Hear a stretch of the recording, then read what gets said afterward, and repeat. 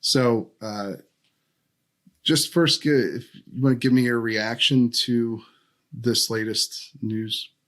Yeah, so there's a few things that have happened recently. Just within the last couple of days, the announcement of who's been put on by the nomination committee officially on the ballot. As you said, other people can petition to get on the ballot. And we usually see 1, 2, or 3 that get on the ballot. As you said, very few of them have ever been successful in eventually getting on the board.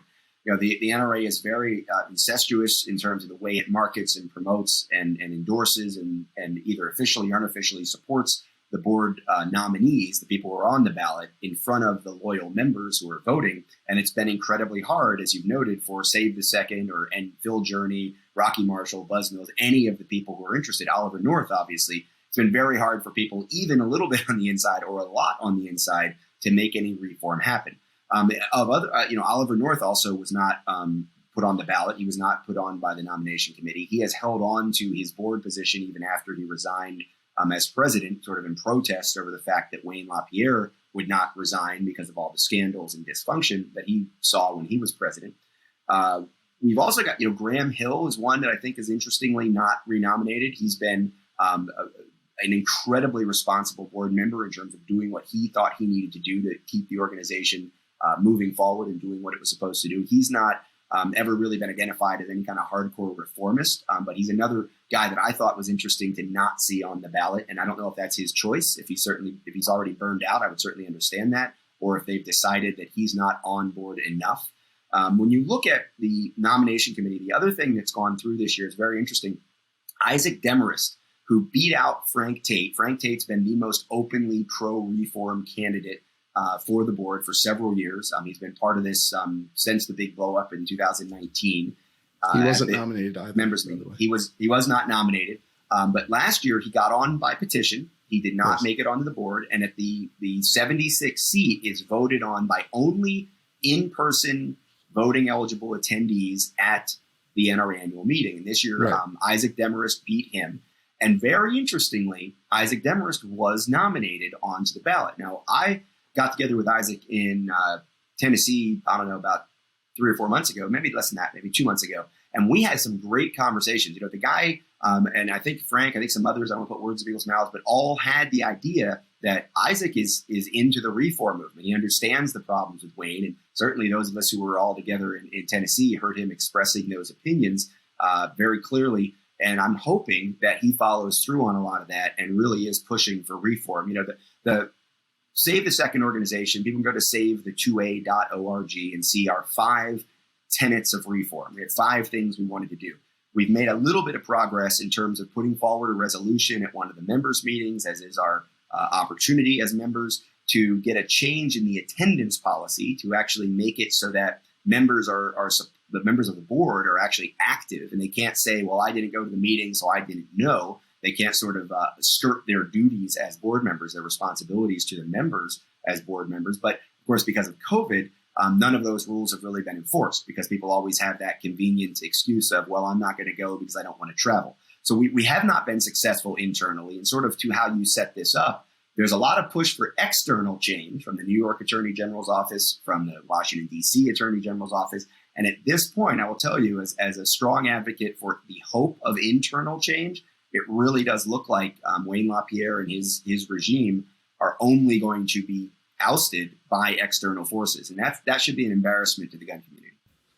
Yeah, I guess that's what I wanted to address overall is like the internal reform campaign just has not worked out very well so far. As I think you can admit, it's like there hasn't been much outpouring of support from either current or former NRA members. The Journey has tried to raise money a number of times and hasn't gotten anywhere with it.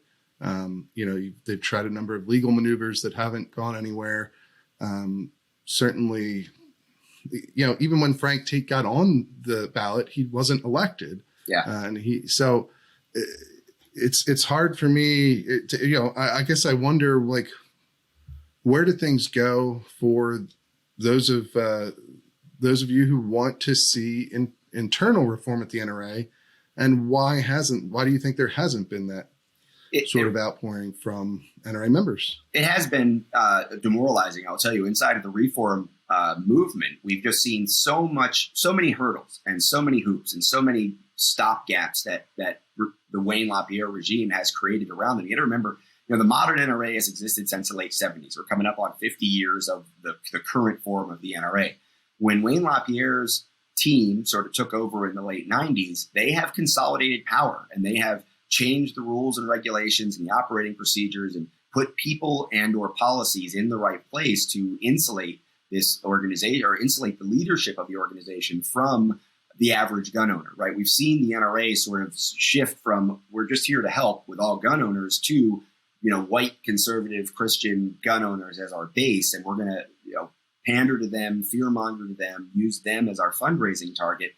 The stories are out there. People can find them. You and I have talked about them. You've done a great job of covering sort of how we got here.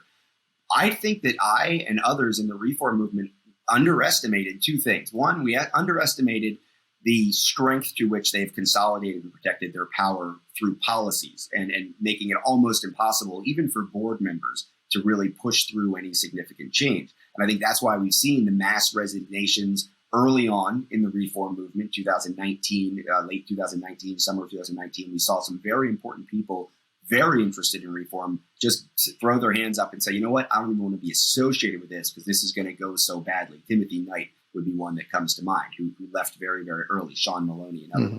Mm-hmm. Then we saw sort of a slow I'm just not going to run again. And over the last few years, we've seen a lot of people just kind of quietly fade away or step aside from the NRA board without making a big deal about it. These were people who maybe were sort of absent-minded. A lot of people get on the NRA board as a reward. A lot of people get on the NRA board, they see it as an accomplishment for other things they've done at the state, local, or even national level for the NRA. And they see it as a feather in their cap, not a job. So a lot of those people have faded away. Some of the celebrities and people like that. Some people I really consider dear friends who I know care, but they never thought the NRA board was a job, and they've walked away. Ted Nugent would be one who, love him or hate him, Ted Nugent's been an incredibly ardent fighter for Second Amendment rights. Even he stepped away from the NRA board. He didn't make a big ruckus about it. He has spoken a little bit publicly about it. He was one of the few board members who has stood up at the board meeting in defense of members not being kicked out during the quote-unquote executive sessions. He thinks that members should be more involved and listened to more. But he's, as he says, he's not a banker. He's not a lawyer. He's not there to run the organization, to run the company. So he moved on.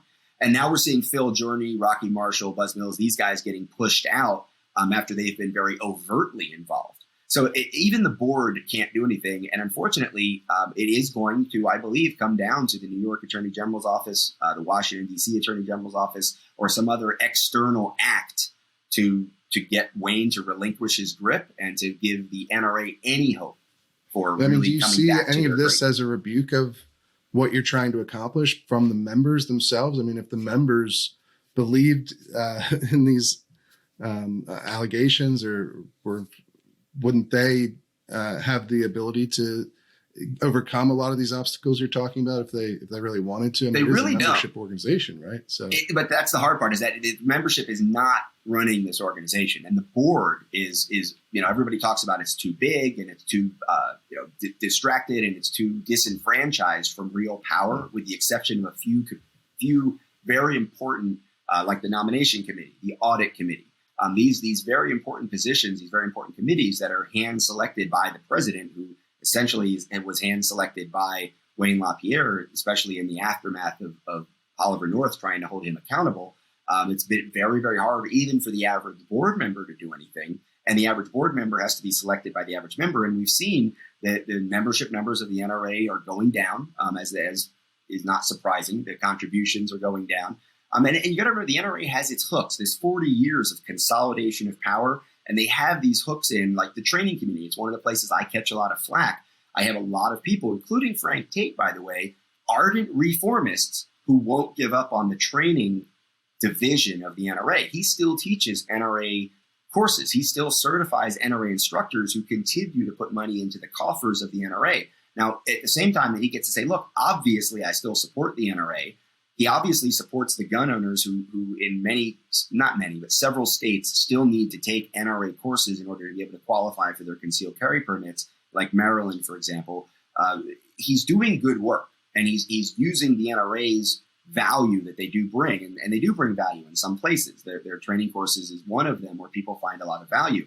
But I really believe that until we stop the money flow into the NRA, we're never going to be able to get the NRA back in the hands of the membership, because it's that money that's feeding the lawyers and that's giving people reason to continue to support Wayne, because they, as we know, directly benefit from their positions of power inside the NRA financially in many, many cases.